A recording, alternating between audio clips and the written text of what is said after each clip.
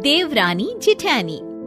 एक दिन शिवानी और प्रज्ञा रसोई में खाना बना रही होती हैं। तभी प्रज्ञा को रसोई में एक चूहा दिखता है और वो जोर से चिल्ला पड़ती है, दीदी वो देखो चूहा।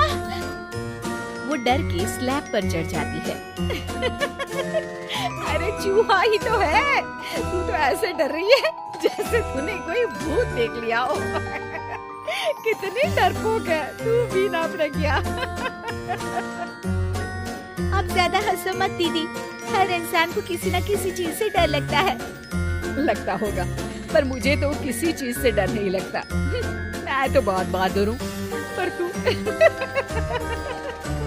हद कर दी भाई, एक चूहे से डर गई है।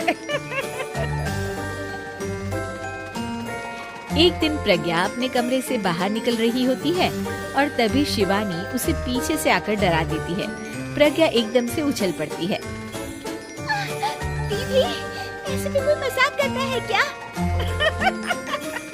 अरे जरा अपनी शक्ल तो देख, एकदम बैंगन की तरह नीली पड़ गई है। अरे मेरी देवरानी इतनी बड़ी डरपोक है, मुझे तो पता ही नहीं था। आप ऐसे चौंकाओगे तो कोई भी डरेगा ना? अरे नाना, कोई बहाना अब काम नहीं आएगा। आज से ना तुम्हारा नाम है डरपोक प्रज्ञा। शिवानी प्रज्ञा का मजाक उड़ाकर चली जाती है। प्रज्ञा शिवानी की मजाक उड़ाने की आदत से परेशान हो जाती है। जब देखो मेरा मजाक उड़ाती रहती है, इनकी शिकायत तो मम्मी जी से करनी ही पड़ेगी मुझे। प्रज्ञा अपनी सास के पास जाती है और उन्हें सारी बात बताती है कि किस तरह उसकी जेठानी उसके डर का मजाक उड़ाती है। ओहो, तो बड़ी बहू को बड़ा घमंड है अपनी बहादुरी पर। कोई नहीं, अभी उसका घमंड तोड़ देते हैं। मेरे पास एक तरकीब है छोटी बहू, एक काम कर तू। प्रज्ञा की सास उसे अपनी जेठानी को डराने का प्लान बताती है। ये तो बहुत अच्छा आइडिया है मम्मी जी। क्या बात है, आइडिया सुनकर लग रहा है कि आप अपने बचपन में काफी शरारती रही होंगी मम्मी जी। अब आएगा मजा मेरी बहादुर जेठानी जी को। प्रज्ञा अपनी जेठानी को डराने का एक प्लान बनाती है। रात में वो शिवानी के पास जाती है और कहती है, दीदी मुझे ना बहुत डर लग रहा है। क्या हुआ मेरी डरपोक देवरानी? दीदी, मैं छत पर गई ना तो मुझे ऐसा लगा कि कोई वहाँ है। ऐसा लगा जैसे मुझे कोई वहाँ देख रहा था, जैसे कोई साया। अरे क्या बक रही हो, तेरा वहम होगा। नहीं नहीं दीदी, आप चलो ना प्लीज मेरे साथ, मुझे तो बहुत डर लग रहा है। मेरी एक साड़ी सूख रही थी, वही लानी है। प्लीज आप चलिए ना ऊपर मेरे साथ। ओफो, चल। प्रज्ञा शिवानी को बहाने से छत पर ले जाती है और वो उसके पीछे चल रही होती है। ले आ गए हम छत पर। कहाँ है भूत, दिखा, कहीं तो है नहीं। तभी प्रज्ञा चुपके से सीढ़ियों पर छुप जाती है और शिवानी छत पर अकेली रह जाती है। अरे प्रज्ञा, कहाँ चली गई?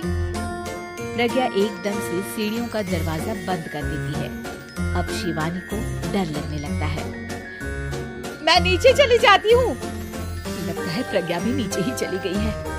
तभी उसके सामने एक खुले बाल सफेद साड़ी में औरत खड़ी होती है। शिवानी उस औरत को देखकर डर जाती है।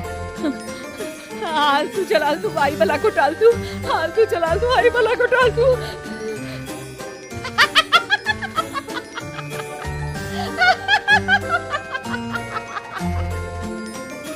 चुड़ैल की हंसी सुनकर शिवानी बुरी तरह डर जाती है। नहीं नहीं, मुझे छोड़ दो, भगवान के लिए मुझे छोड़ दो। नहीं नहीं नहीं नहीं नहीं नहीं नहीं, मैं तुझे नहीं छोड़ूंगी, मैं तेरा खून पी जाऊंगी। तभी चुड़ैल की हंसी उसकी सास की हंसी में बदल जाती है।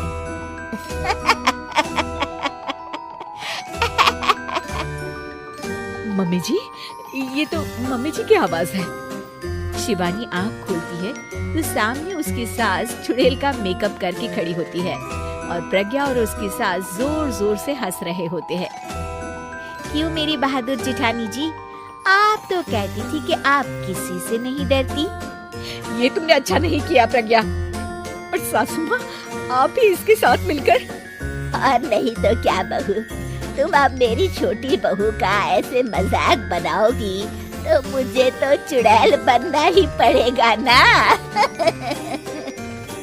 प्रज्ञा और उसकी सास और जोर जोर से हंसने लगते हैं और शिवानी गुस्से में नीचे चली जाती है।